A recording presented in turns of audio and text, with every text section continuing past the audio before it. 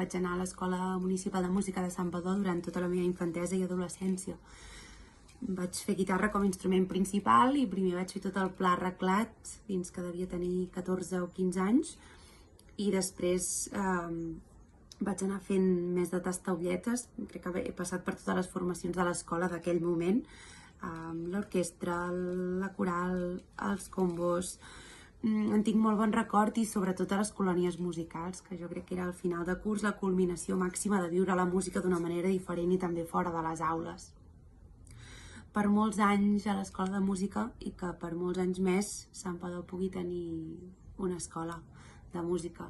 És molt important, molt enriquidor per tots els nens i nenes del poble. Així que una abraçada i una altra vegada per molts anys.